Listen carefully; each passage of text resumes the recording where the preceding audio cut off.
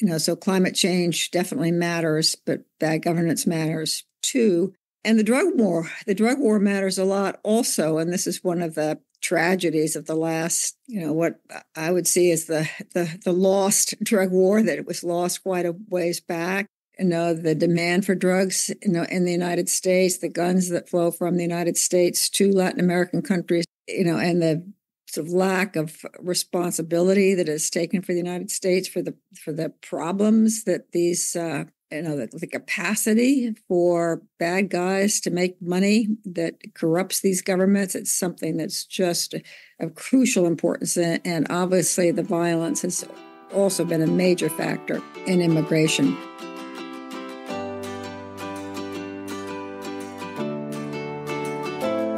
Welcome to Deep Dive with me, Sean C. Fettig. The past few years have seen both challenges and opportunities for democracy in Latin America, with worrying authoritarian trends in some countries. I'm thinking about El Salvador, Mexico, Peru, Venezuela, Argentina, alongside signs of resilience and popular demands for better governance in others. And here I'm thinking about Brazil, Colombia, Guatemala, even Cuba. Latin America has long been a battleground between democratic aspirations and authoritarian tendencies. From the military dictatorships of the Cold War era to the more recent rise of populist strongmen, the region has struggled to consolidate and maintain stable democratic institutions. Yet at the same time, Latin America has also been a source of inspiration, with grassroots movements, civil society organizations, and committed citizens fighting tirelessly to defend human rights, freedom of expression, and the rule of law.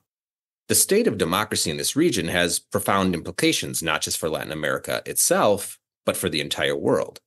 And the stakes are pretty high, despite the fact that I'd be willing to bet most of you don't really know, or maybe even care, about what's happening in Chile or Colombia or Cuba or Argentina or Ecuador or El Salvador, etc. You get the point. But Latin America is one of the most populous and economically dynamic regions in the world, comprising over 600 million people, with a combined GDP of over $5 trillion. Latin America is simply too important to ignore. And the choices that Latin American countries make, whether to strengthen their democracies or slide into authoritarianism, will have profound ripple effects across the globe. For the United States in particular, what happens in Latin America is of vital strategic importance. Our geographic proximity, close economic ties, and shared history and culture mean that instability and conflict and democratic backsliding in the region inevitably impact our own security and prosperity. On the flip side, a Latin America that's democratic, prosperous, and well-governed is an invaluable partner in addressing regional and global challenges. And considering that, it's confusing and alarming that U.S. policymakers have treated Latin America as an afterthought, taking our relationships in the region for granted while focusing attention and resources elsewhere. And I think this could prove to be a grave mistake. As we've seen in recent years, bad actors like China and Russia are actively working to expand their influence in Latin America, often at the expense of democracy and human rights. And if the U.S. fails to engage, we risk ceding ground to authoritarian powers and losing the trust and goodwill of our southern neighbors. And in that context, why aren't we paying more attention? Today, I'm talking to Dr. Cynthia McClintock, professor of political science and international affairs at George Washington University. She's a leading expert on Latin American politics and U.S.-Latin America relations.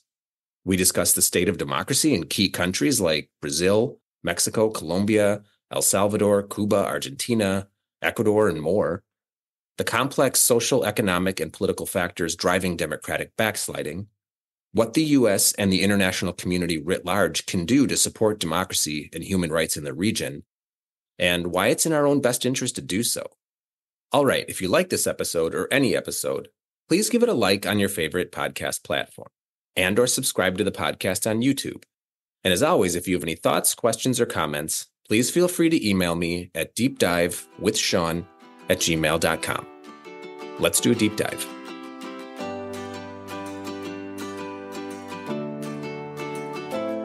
Dr. McClintock, thanks for being here. How are you?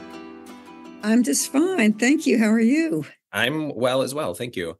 We're here to talk about Latin America. And I think that we have a tendency to think about Latin America as a monolith, But I think that in doing so, we're missing some real nuance across many spectrums: history, cuisine, economy, and for the purpose of our conversation today, governance and governing style. And I think Central and South America are interesting studies in democracy versus authoritarianism, something we've spent a lot of time on Deep Dive talking about. The region has experienced democratic backsliding in some countries and some real advancements in democracy in others. And I want to talk about some of these. But before we jump into some specifics, I think that we should probably start by acknowledging that while the world is experiencing democratic backsliding, when we talk about it, we tend to focus primarily on Western democracies, and we pay little attention to Latin America. I do remember at the end of Bolsonaro's presidency, there was a lot of focus on Brazil. But since then, there's not a lot of attention paid to some of the other countries, but interesting things are happening in the region. So I guess let's start with this. Why do you think that we don't focus more in the United States on the health of democracies in Latin America? And I guess that begs the question of why should we? Yeah, well, it's a great question. And I think it has to do with, unfortunately, a stereotype in the United States that, Latin American countries, it's always been the Caudillo, it's always been Fidel Castro or one dictator or another. I don't think there was enough appreciation of the democratic advances that were made in the wake of the Cold War, and of the desires for democracy of so many Latin Americans. And as you were suggesting, there's a lot of variation in the region. And I think if you ask Americans, yeah, Costa Rica, yeah, but they sort of think Latin America and the stereotype is the Caudillo rather than some of the democratic stars like Costa Rica, Uruguay. So this is something that I haven't given a lot of thought to, and I've not heard a lot of conversation or attention paid to. But I do think there's a stratification of how we think about power players in the world. And I think Latin America is dismissed out of hand as not being a power player. And as a result, I wonder if we assume that what's happening in Central and South America, although this is probably not true in the 40s, 50s, and 60s, but we assume now that it really doesn't have much of an impact on us or the rest of the world. Yes, and once again, I agree, but I also, and I think along with you would say it's very unfortunate, and it's not really the case, right? Because Latin America is, for starters, it could easily be the breadbasket of the world. There is a lot of fertile land there, but then also the very complicated question of development of that land and what that means for the environment and for climate change. Latin America is also the home of countries with huge oil reserves, raising the question once again of trade-offs with climate change. Venezuela has the largest proven oil reserves in the world. Brazil has recently climbed into being one of the major oil producers in the world. At the same time, that Latin America could be an area for tremendous wind and solar and other clean energy developments. If we put our mind to it, it could be great for that. It's also a key lithium, which is a key mineral for electric batteries, electric vehicles. It's Argentina, Chile, Bolivia. These are the countries. So Latin America has tremendous importance for its natural resources, but also tremendous implications for how those are developed for climate change, going forward. And then, of course, the implications too for immigration, because this country is so near to the United States.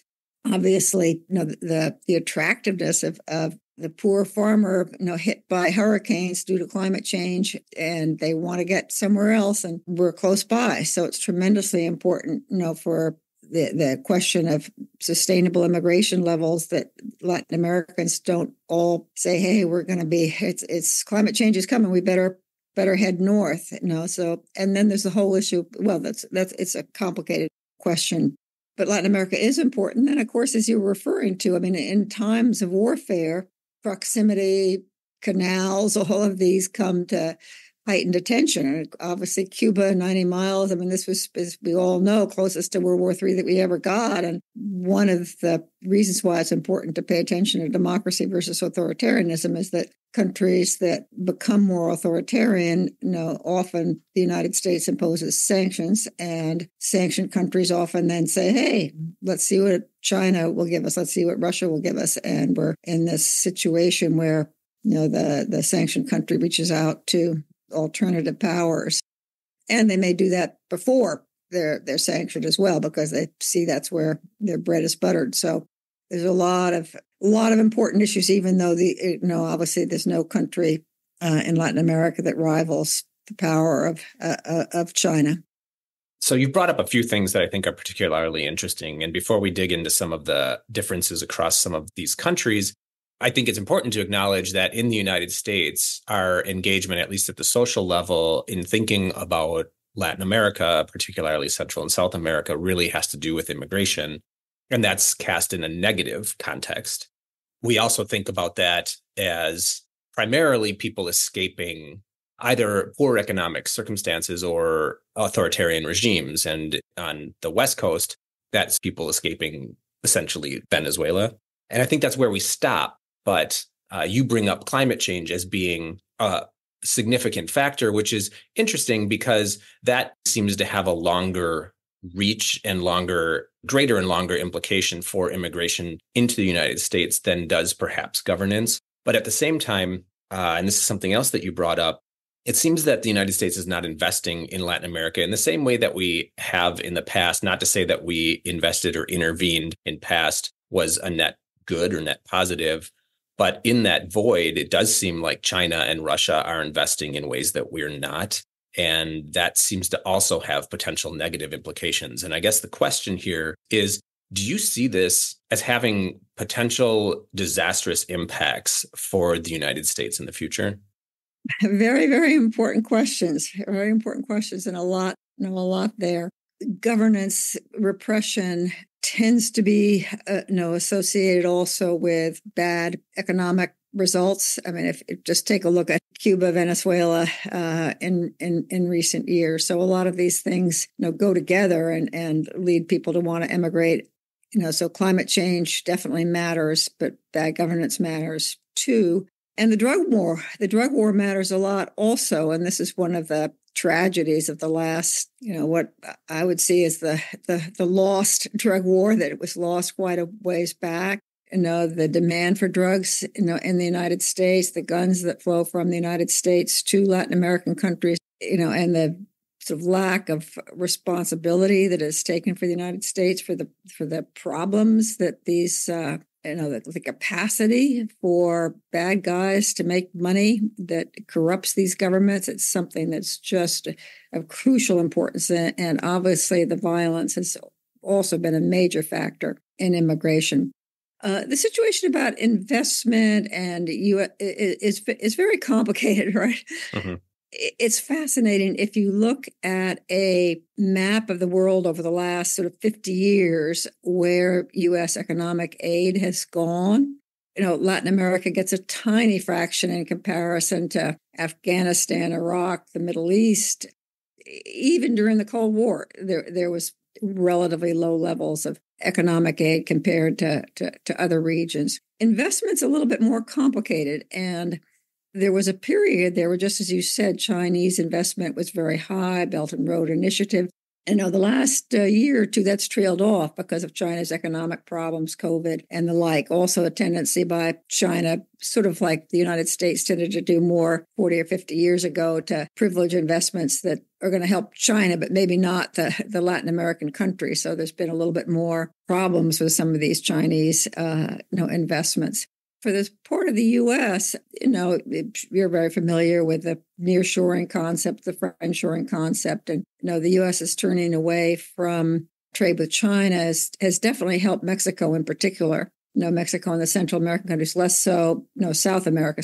There's quite a variation because the South American countries have these close trade ties with China where they export their raw materials to China, whereas Mexico and Central America is much more competing with China to sell manufacturers to the U.S. So investment actually in Mexico has been good, U.S. in the last couple of years. And it's been sort of trending up a little bit too for South America, but still, in my view, it's not enough. It would be great if we could, really put the nose to the grindstone and work hard on trying to encourage investments that are socially responsible, environmentally responsible. I mean, that's a lot to ask. And obviously, the U.S. system is a capitalist system and the government doesn't boss around companies. But it would be great if we could do more. Again, one problem has tended to be that presidents are distracted by Iraq, Afghanistan, Ukraine, and don't, in my view, provide the sort of incentives and encouragement for aid and investment to Latin America that would have been really helpful for building these economies and building more just societies that would have reduced the migrant flows. So you've mentioned some of the factors that have some interplay with democratic backsliding or even potentially the rise of authoritarianism or the resilience of authoritarianism in some of these countries. So you mentioned things like drug wars, and you've mentioned the impact of the economy or a degrading economy. But let's put a finer point on it. What are some of the major factors that typically drive democratic backsliding in countries like El Salvador, Mexico, Peru, potentially Ecuador? I would say that a lot of it has to do with the gravity of the challenges that these countries are facing, which means that it's difficult for incumbent presidents to get high marks for how they're dealing with the challenges. And as a result, kind of the more left of center, right of center, the relatively more moderate Latin American governments of the 1990s, the 2000s, the center didn't hold. And there's now tremendous polarization. Of course, some of this is just what's happened in the U.S. too. I mean, all of this is exacerbated by social media, but quite a few countries over the last 5-6 years have elected presidents to the left. But at the same time, the parties and candidates to the rights were often the runner-up or did well or even better in the legislatures, leading to problems that we're very familiar with, executive legislative gridlock. And then if you can't get anything done, everybody gets mad, right? Mm-hmm. And then you're in an even worse situation. So I think that has a lot to do with it. And again, this obviously wasn't something that was intended really, but the rise of Donald Trump, in the United States, his presidency, the prospects of a possibility of a return of Donald Trump, this definitely galvanized a authoritarian right, in Latin America. It wasn't that there was never an authoritarian right, but it had really weakened tremendously in the 90s and early 2000s. And you mentioned Bolsonaro. He was, of course, a prime example, but there are numerous examples throughout the region of rightists who sort of say, hey, Donald Trump, yeah, let's give that a try. And obviously that's made it much, much harder to achieve good governance in a lot of these countries. I don't personally think that, as I look at the United States today and Latin America today, that it's authoritarian tendencies among the Latin American people quite so much as we would like to respect human rights. But if it's a question of some human rights violations versus we can walk down the street at night, we can keep our shop open without getting extorted, one Latin American after another says, okay, the results, we just have to be safe. We have to be able to have our business. And we don't really like these human rights violations, but if that's the price, we'll pay it in order to have some security. I think that's, the problems are just so grave with security, and especially you mentioned Ecuador, Central American countries, Mexico, where the drug war rages to this day. This is particularly interesting to me because I've been thinking a lot about the vulnerability in the United States to potential democratic backsliding with our current elections. And let's just put a name on it with Trump and his rhetoric.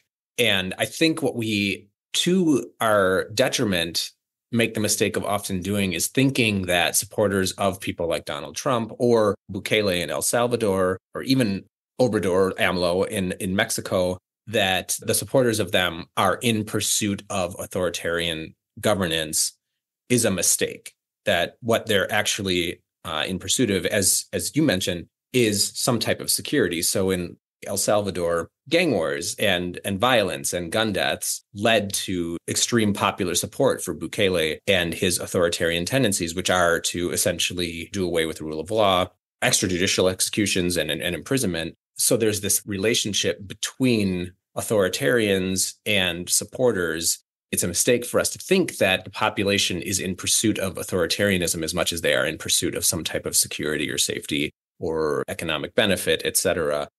What this means is that these people tend to have huge amounts of support. So Donald Trump, not only does he have a base of support, it's a fervent base of support, and Bukele does in El Salvador, which is somewhat frightening because what that means is there's a potential for a long investment in some type of authoritarianism, which erodes, obviously, democratic institutions. And so I guess I'm wondering if you've given thought to what this might mean for places like Ecuador, El Salvador, potentially even Mexico, and then the spillover effects that it might have to other, maybe more resilient democratic regimes in the region.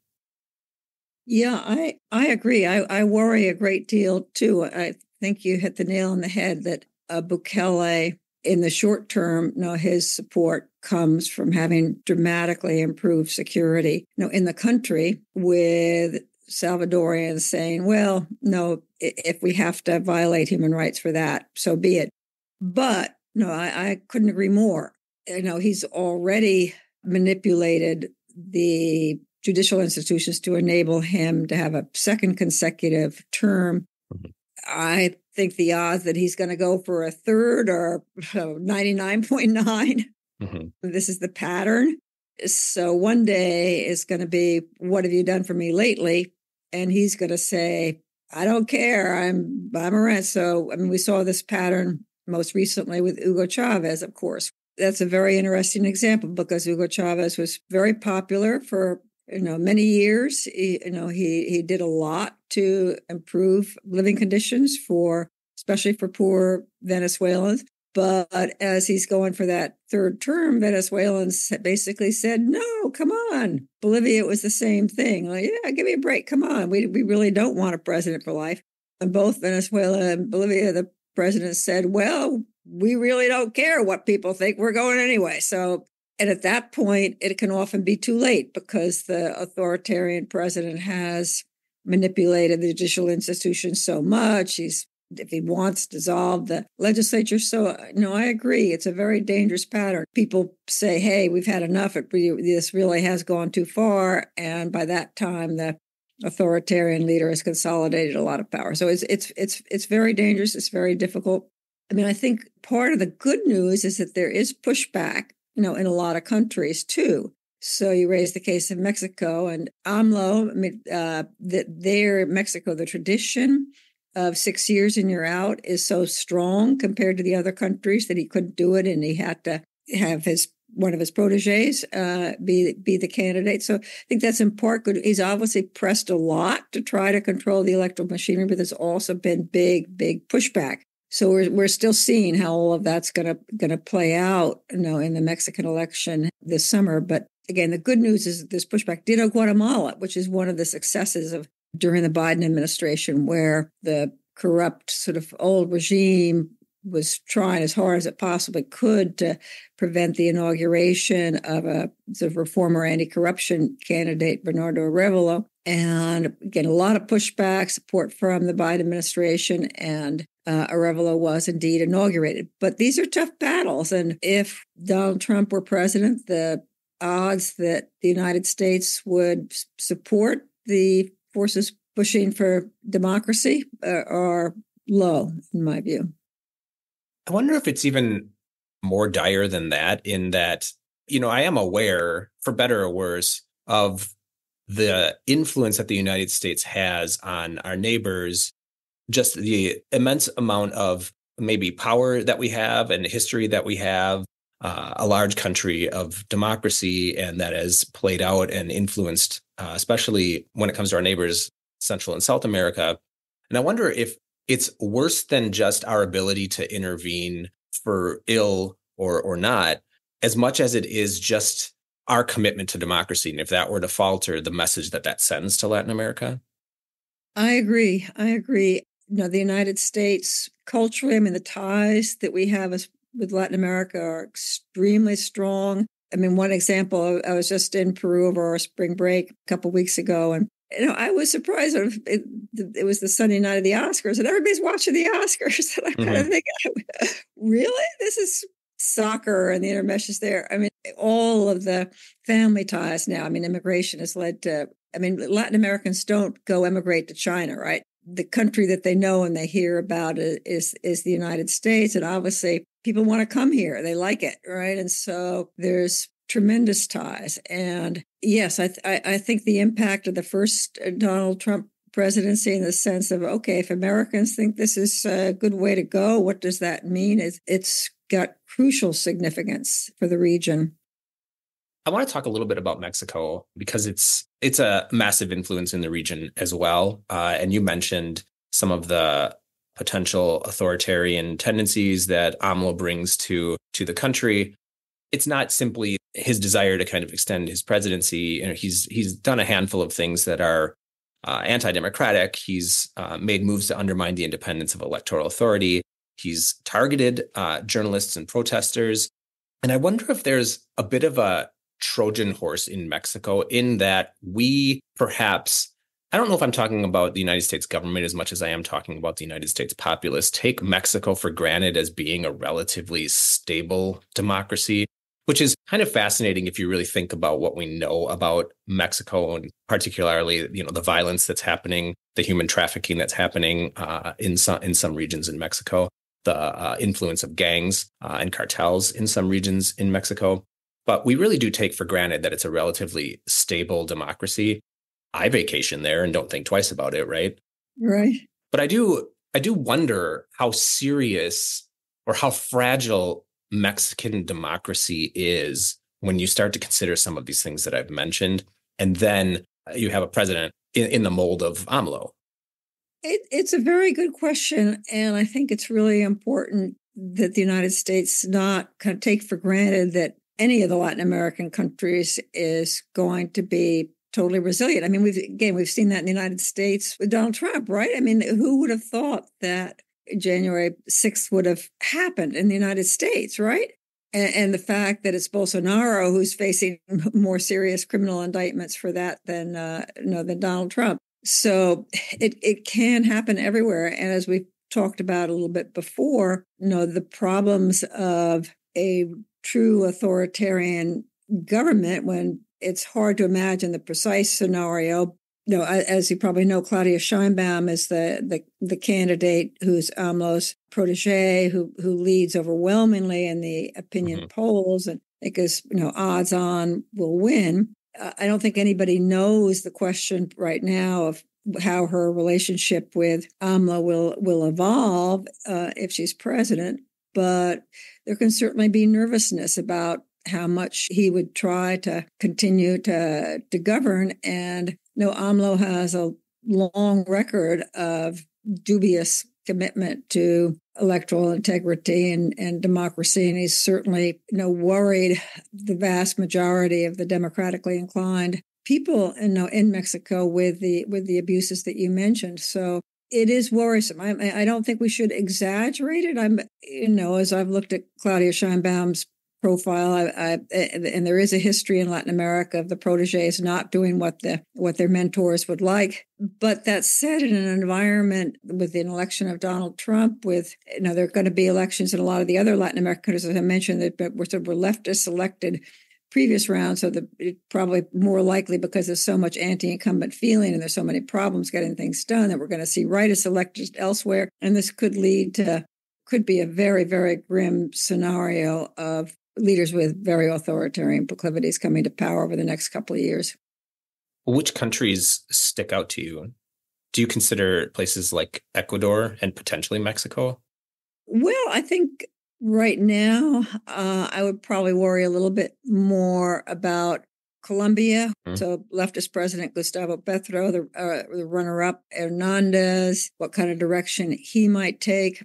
In Chile, the runner-up to Boric, who's on the left, the runner-up was a far rightist cast. Chile has been very, very polarized. Again, a classic example of the more moderate governments not being perceived to not be doing enough to solve problems. Boric pretty young and inexperienced, and the rise of a hard right. One factor we haven't mentioned in a lot of the South American countries is immigration from Venezuela, which ironically, so just like in the United States, has tended to lead to a hard right response with quite a lot of the Chileans and the Peruvians and the Colombians saying this is too much, we can't deal with it, this sort of nationalist reaction, and that, also abetting a right. So I would say Colombia, Chile, Peru is, it's very, very polarized. What Peruvians want is another election tomorrow, but there's also no candidate around who looks like could bring Peruvians together around a platform that would be palatable to majorities. So it's very worrisome. It's very worrisome. I'm glad you bring up Colombia because I find Colombia to be somewhat fascinating. It's often cited as a more kind of recent example of democratic resilience in the face of potential authoritarianism, and also things like a history of drug wars and cartels, the FARC. What I find fascinating about Colombia is that given that history, and it does gel with perhaps some of the things that we're seeing contemporarily in places like Ecuador and El Salvador. I have mentioned this, some of the stuff that's happening in certain regions in Mexico with the cartels, the gangs, the violence, the human trafficking, et cetera. But those things still exist in Colombia. I feel like what the government has done is essentially isolate some of these elements to more rural areas and almost abdicated their own control over it, and instead focused on more centralized urban areas to maintain peace and safety, security.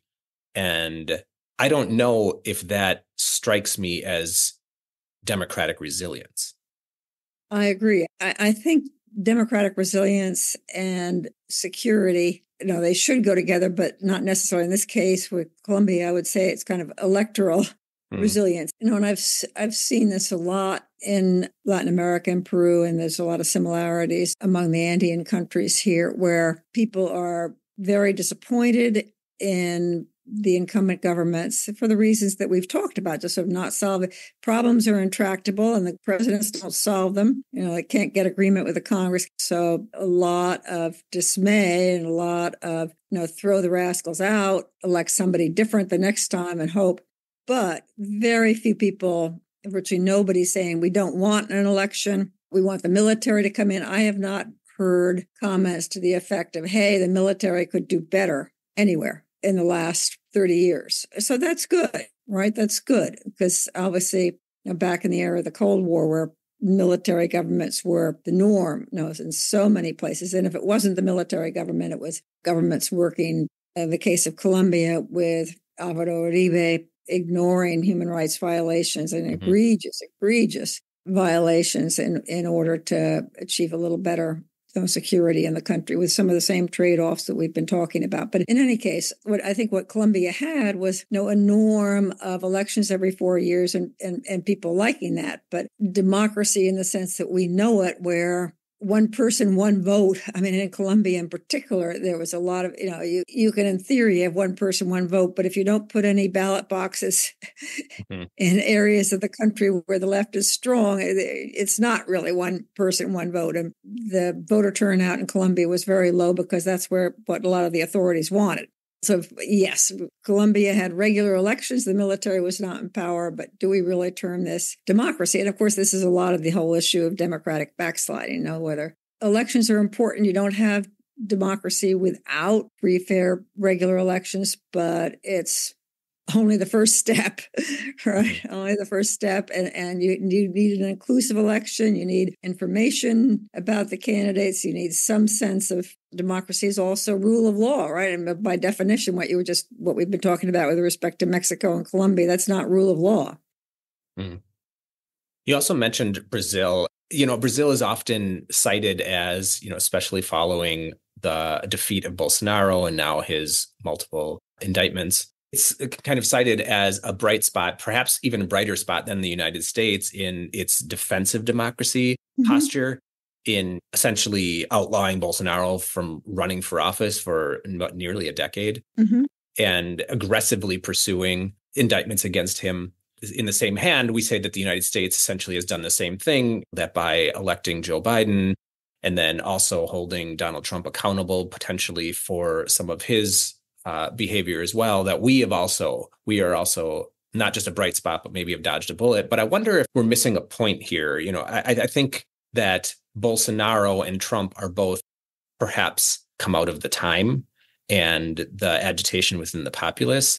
And it's not necessarily limited to the man. And in that sense, the United States, and I think we're experiencing this in this election right now, that there is still a potential threat to democracy in the United States. And despite the fact that Bolsonaro can't run, I do wonder if they are also still vulnerable to the same maybe authoritarian tendency. What do you think? Yeah, I agree with you. And I worry also. I mean, I agree too. I think Brazil did go further than the United States in the efforts to call Bolsonaro's protests against the election without any evidence out. That said, Bolsonaro, some of the other leaders that we have mentioned, some of it is sort of the authoritarian proclivities that we've talked about, no doubt. Know that there is some, among some sector, this, we want the iron fist kind of approach. There's sort of the strong man. But it's also, and I would argue probably even more so, different groups that have been cultivated. In Bolsonaro's case, he has these close ties with evangelicals. Some of it is economic growth. So, the issue of climate change, where sort of by definition, most of the leftist leaders are trying to protect the environment. But in Brazil, many of the other countries, they're sort of quasi-illegal groups, as well as large farmers who are trying hard to expand their exploitation of whether it's minerals or agriculture, deforestation. So those groups tend to be very, very strongly in favor of the Bolsonaros, right? Because of the climate change denial. So there are definitely these specific sectors.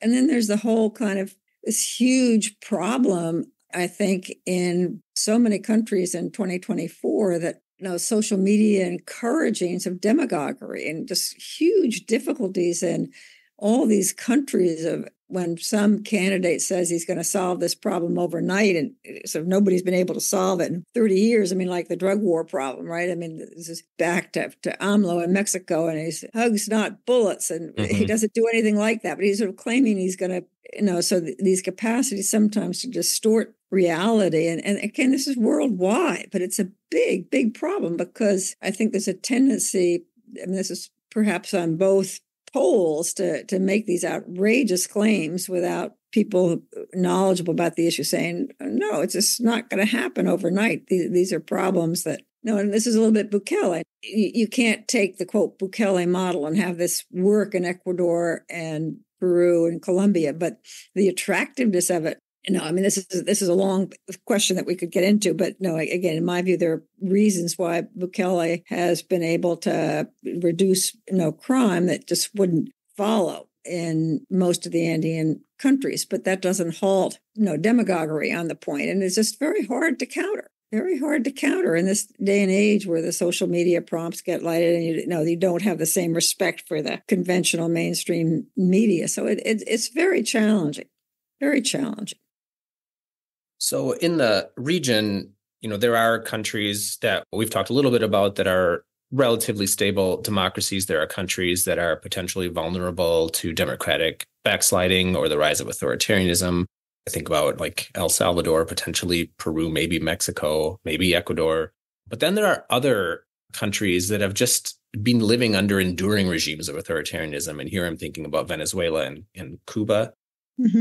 That seem to be just kind of stuck in authoritarian regimes. Yet there have been glimmers of potential, I don't want to say democratic opening, but the potential that we could begin to see something like that in both Venezuela and Cuba. And what I'm thinking about is, Maduro had suggested that potentially there would be a relatively free and fair election. And in Cuba, take some ballot measures to the people and allow them to vote on things like expanding LGBTQ rights in Cuba. These are all glimmers of hope. But at the same time, Maduro has now pretty much made it clear that it's not going to be a free and fair election in Venezuela. And we're not really seeing anything else happen in Cuba. So I'm wondering if there is any potential for the prospect of restoring democracy in these countries in the near future, to your mind. Yeah. I never say never, right? Mm-hmm, And I often bring up the example of Peru in the year 2000, where Alberto Fujimori had become increasingly authoritarian, definitely skewed the 2000 election, but he'd been inaugurated and it looked like he was going to get away with it. But then there was a leak of a video of his spy master bribing Congress people, and there were massive protests, and Fujimori feared indictment, and he fled the country. So you never know. There can be unexpected shocks that get us back to democracy. But I would say at the moment, Cuba is looking very grim, very, very grim. I mean, I agree with you that there were steps forward.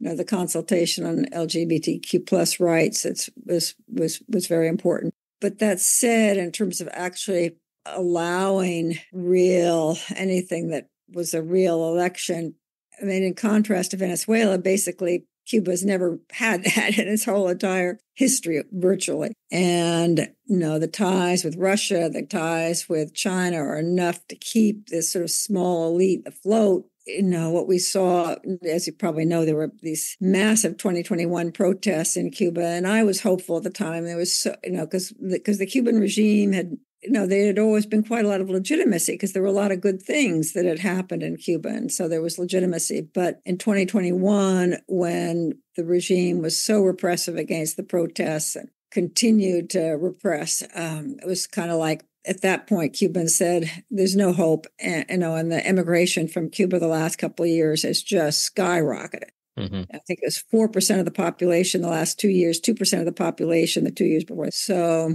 most Cubans have been saying there's no hope. So, but again, never say never, you never know. Venezuela, no, at least the regime has felt like it's got to look like it hasn't clamped down entirely. I mean, it continues to say, yes, there is a strong history of elections in Venezuela. I think they're trying to support a larger number of people within the Maduro's coalition. There's a lot of big military in Venezuela that they have to keep on their side.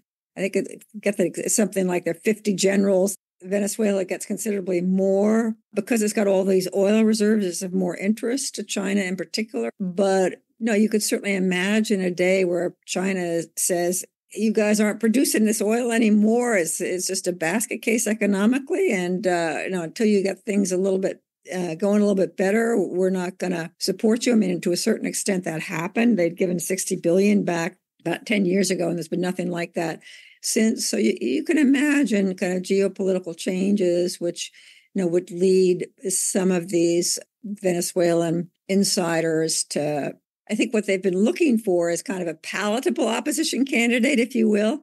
Marina Machado was sort of, she was pretty far to the right in the opposition. They're sort of looking for an opposition candidate who maybe wouldn't be so disturbing, something where there'd be sort of more like a negotiated, okay, you guys can do this.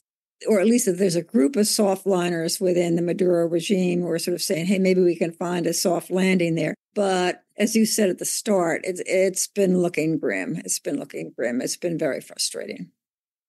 I also want to talk about Argentina because I can't quite make it out. So they had the recent election and, the winner is the new president is far-right economist Milei.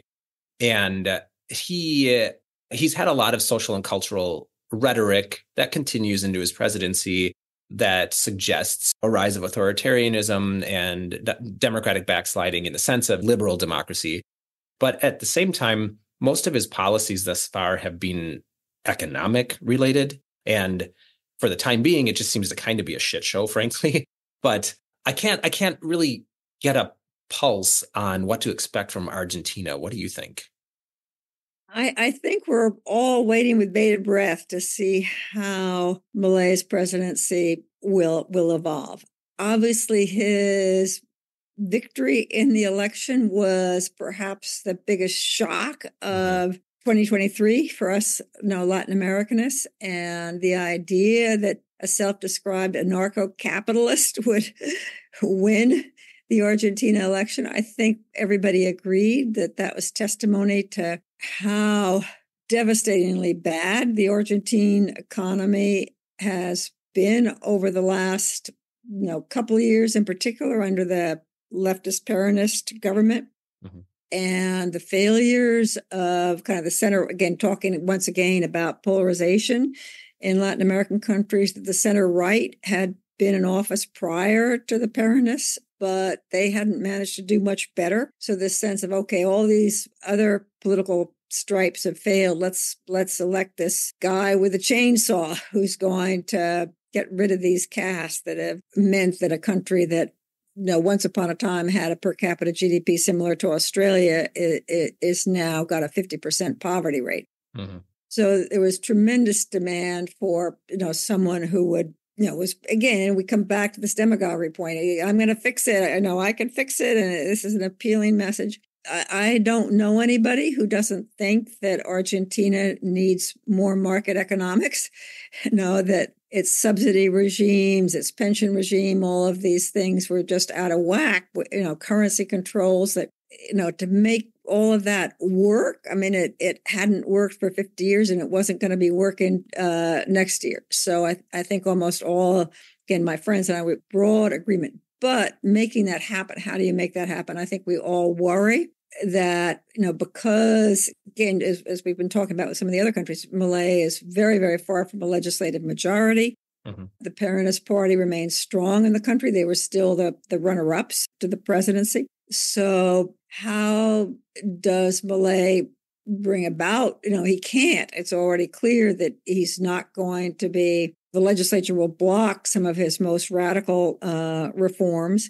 And how is he going to respond to that? Is he going to respond by trying to become more authoritarian, which is going to lead to a backlash, again, more strikes and protests, which won't get the country anywhere? It's a very, very uncertain situation. One understands why Argentina would have opted for this radical model, but making that happen in a country like Argentina, where there's so much resistance for so many decades as well, with a strong Peronist party, as well as whether or not this is a good idea for Argentina, because, again, I think everyone would agree that Argentina needs more market economics, but would dollarization really be a good idea or not? That's a little more complicated. I mean, he wanted to do away with the central bank. These are very, very radical measures that are far from the measures that a lot of orthodox market economists would think would be good for Argentina. So huge question marks here. Mm-hmm. Recognizing that the situation is always fluid and that countries are always in varying states of democratic resilience or democratic backsliding. But given that and recognizing that, are you generally hopeful for the region or pessimistic? Latin Americans themselves are so creative and thoughtful. And sometimes in the direst of times, you think, oh, this is impossible. And there's a solution and there's no surprises. I was talking about Peru in 2000 and everyone was thinking, oh, we're really in for exacerbation of these authoritarian tendencies. And it was reversed. It was reversed, and Peru entered into some 16 years of growth with inclusion that it was terrific. And I think, in quite a few of these countries, I can see Guatemala under Revelo making considerable advances. I think Noboa in Ecuador, very difficult circumstances, but he's trying hard. Uruguay is always a very bright spot, and I think a lot of these presidents are trying to do, the right thing. And, I don't think we should be too pessimistic at the same time that it would be wonderful if the Biden administration were to try to kind of really put resources into what it's talking about and to ponder Latin American requests for changes in our drug policy in particular, which is so damaging to so many of these countries. if the Biden administration would do more to think about climate change in these countries that didn't cause the problem but are suffering tremendously because of it, thinking about wind and solar. And there are areas in which the United States could really help, and I would love to see that. But don't underestimate Latin American resiliency and creativity and efforts to resolve tough problems. All right, final question, and it's a quick one. What's something interesting you've been reading, watching, listening to, or doing lately? Well, I've been looking a lot into Argentina's electoral rules that have what they call a primary that eliminates candidates who only get 1.5% or less than 1.5% of the vote from going on to what they refer to as the first round of the election. And I think that was, again, talking about creativity, I think that was a really good rule that at the moment is unique to Argentina. But I think that could help a lot. In a lot of the Latin American countries, we're seeing proliferations of candidates. So people think, I can get on social media and then I can get a following. But if voters have to choose among 20 candidates, and this has been the case recently in a number of Latin American countries, including Costa Rica, which had always had a pretty stable system. But if you can reduce the number of candidates in that kind of first round of the election to 6 or 7, I think voters could vote more strategically, and we'd have a better chance of not getting a candidate at far right or far left extreme, not a demagogue, but someone who could pull the country together better. So that's what I've been working on most recently. And I don't think many people are aware of that particular electoral rule in Argentina and the possibility for it to be adopted elsewhere and maybe help Latin American voters to make the choices that they would like to get for their president. Dr. McClintock, I really appreciate you taking the time to have this conversation and share your expertise. It's an important topic. It's an important region. So thank you. Thank you for your interest and thank you for the invitation. It was great to have this opportunity.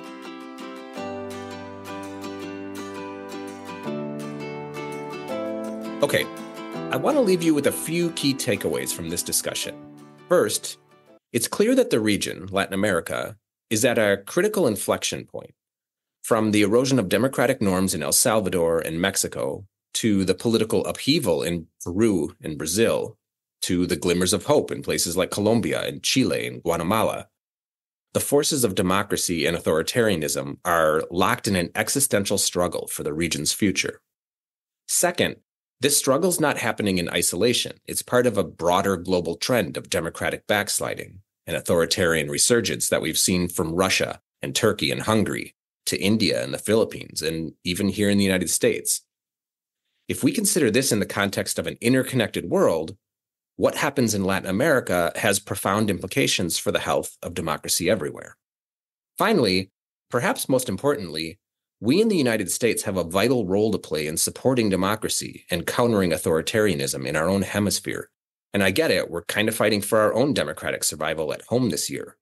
But for too long, we've taken our relationships with our southern neighbors for granted.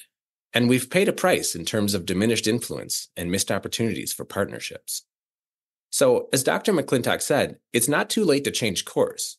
By making Latin America a top foreign policy priority, by investing in the kind of sustainable developments that enables democracy to thrive, and by standing in solidarity with those on the front lines of the fight for freedom and human rights, we can help shape a future in which the Western Hemisphere is a beacon of democratic values and a force for good in the world. So you're forgiven if you haven't been paying attention to what's happening in Latin America. But I encourage you to stay engaged, follow the news, support organizations working to strengthen democratic institutions, and let your elected officials know that you care about the fate of democracy in our shared neighborhood. Because ultimately, the struggle for democracy in Latin America is not separate from our own struggle here at home. It's part of the same fight, the eternal fight to build societies that are free, fair, and just. And it's a fight that we can't afford to sit out. All right, check back soon for another episode of Deep Dive. Chat soon, folks.